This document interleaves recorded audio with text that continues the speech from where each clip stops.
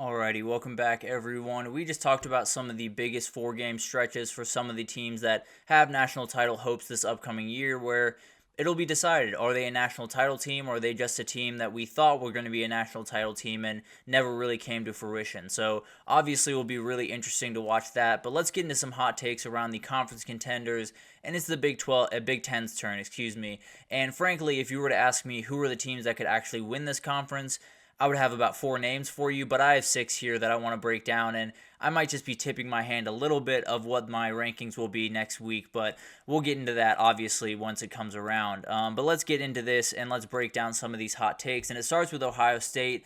I think TreVeyon Henderson is comfortably going to be the feature back at Ohio State. I understand they brought in Quinshon Judkins, and I understand he is one of the best running backs in the entire country. I think TreVeyon Henderson has the ability to be the best in the entire country. And I understand injuries have been a big-time trouble for him. But when I watched this kid back in the day, he came in as a freshman and really just lit the world on fire. There was comparisons between him and Bijan Robinson, who turned out to be a top 10 pick in the draft and one of the best running backs we've seen in recent history in college football. And he's someone that has that ability. I understand that is very, very lofty goals and a very lofty comparison. But the reality is, there's not a lot of things on the football field this kid can't do. He can run in between the tackles. He can do the outside zone if you really absolutely need him to. He can run stretch plays, pitch. He can absolutely get out on the edge and catch a couple of passes and make some guys miss. He is physical and shifty. He does literally everything you want a running back to do.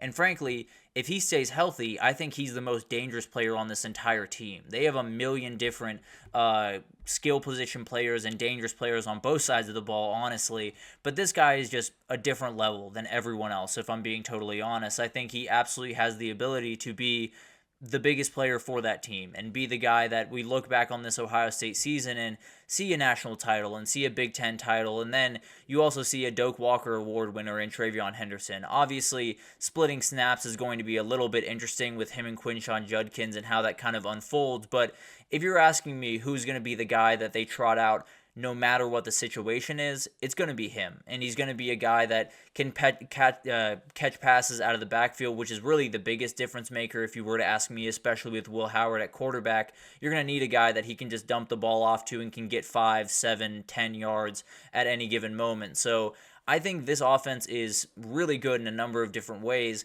I think this guy is the one that takes them over the top and makes them just outright one of the best in the entire country. So I love TreVeyon Henderson. I tend to believe, if you were to ask me, all things equal, everyone's on the field for 12 games of the entire season, I think this is the running back that I would choose number 1 overall. I understand that sounds a little bit crazy given the year that Ollie Gordon had a year ago, but I really think this kid is special, and I think as long as he's on the field, he's going to do some things that will make your jaw drop this upcoming year.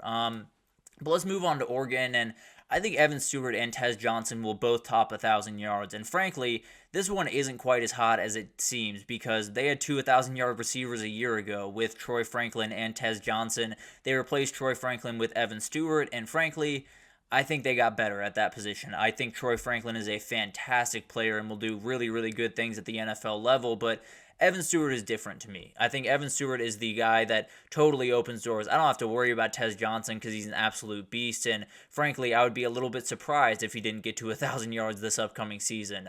But Evan Stewart's the one where I think he's so good. I think he's one of those guys that he comes from that Jimbo Fisher offense over in A&M, and frankly, it was bad. I'm going to be as respectful as I possibly can, but excuse me. The Jimbo Fisher offense held back his wide receivers. There's really no other way to put it. They added so many really talented wide receivers between him and Chris Marshall and a number of other guys, and then they really had nothing to show for it. And as someone like Evan Stewart, who even made a number of really good plays in that offense, was being held back by that offense. So now he's up in Eugene, and he has Will Stein at his hip, and I frankly think this kid could be a first-round pick this upcoming year, and Tez Johnson could go not too far after him, frankly. So I think this is going to be an incredible group. I think Dylan Gabriel is frankly just a more complete passer than Bo Nix was a year ago. Bo Nix was a fantastic passer, but I think Dylan Gabriel is going to be able to hit some of those deep shots with a little bit more consistency. And frankly, I just think Evan Stewart's bag is just remarkably deep, and he can make every single play on the field. So I really like this duo. It's one of the best, maybe the best in the entire country. And will be very dangerous this upcoming year. And then let's move on to Michigan, and it's the weirdest thing in the world, but I think the O-line will keep Michigan from the college football playoff. I know that sounds a little bit crazy when you go back over the last couple of years of Michigan football and see the O-lines that they had. It was ridiculous. And frankly, for a lot of this offseason, I've leaned towards the side of they'll be fine at that position. They'll be able to figure out and be able to compete with pretty much any team in the country.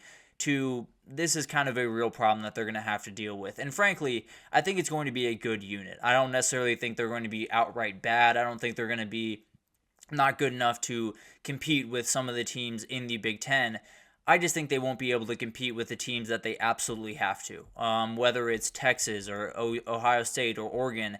I don't necessarily think that replacing 6 guys on your offensive line that made starts a year ago is the best way to go about business and is the way that you're going to be really, really successful this upcoming year. So although that's been the calling card for Michigan, although that's been the thing that everyone has said, at least we can hang our hat on, we're going to have a really good offensive line. And frankly, I think they're going to have a top 20, 25 offensive line. I just don't think that's going to be enough. I think there's going to be defensive lines that come through there, including Texas, which is a little bit sketchy at this very moment, but frankly, I think is going to be much better than people expect it to be.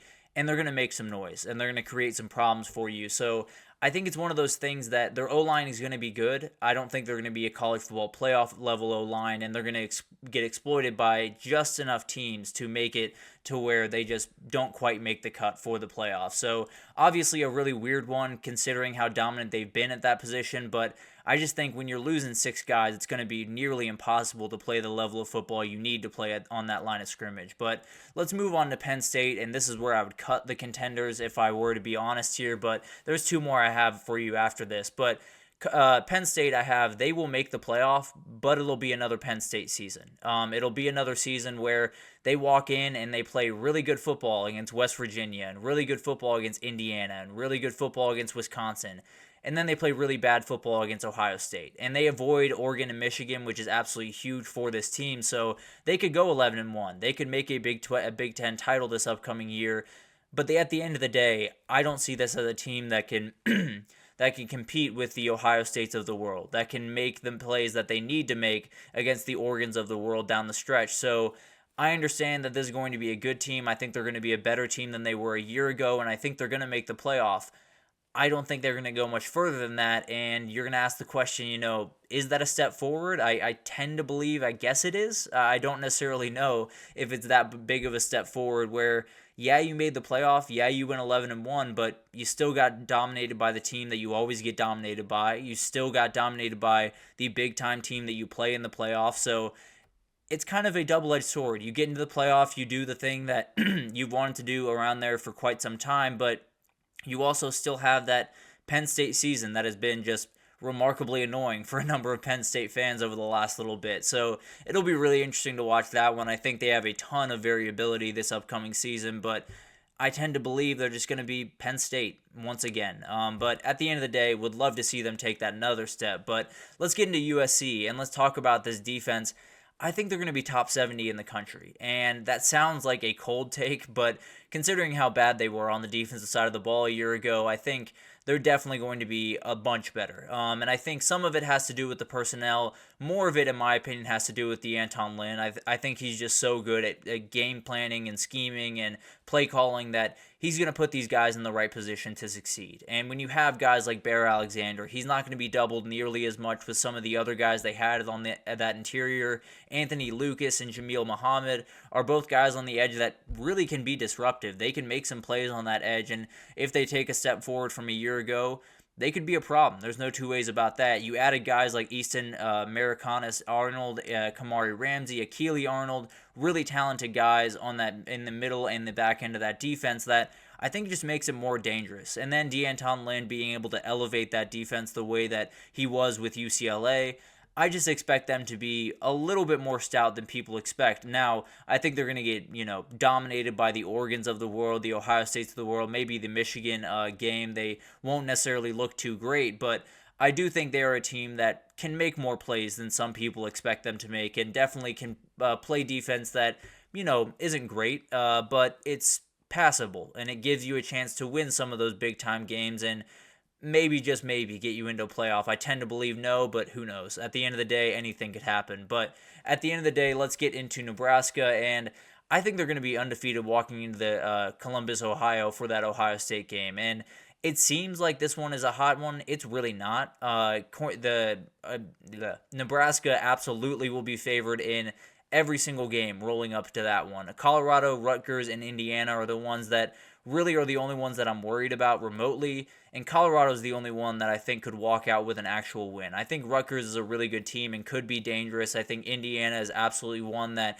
is going to be kind of a thorn in the side for someone this upcoming year, and it could be Nebraska, but overall, that Colorado game, if you win that one in week 2 and don't walk into the Ohio State game undefeated, I think you might just have a little bit of a problem on your hands. Now, after that Ohio State game, it's an absolute nightmare. You play at Ohio State, obviously, and then you go to LA for back-to-back games. You do get a bye in between, but they play UCLA, and then they go right back to play USC, which cannot be the easiest thing in the world by any means. And then they take on Wisconsin before they wrap it up at Iowa. So, frankly, they could walk into that game undefeated and still walk out with 4 or 5 losses on the season. But at the end of the day, the momentum, the energy around that program at that very moment would just be absolutely incredible. So, I think it's one of those things that it's definitely a hot take. It's definitely something that will get Nebraska fans excited, but what really matters is what happens after that Ohio State game, and I'm not necessarily sure it's going to be quite as pretty as some Nebraska fans hope. But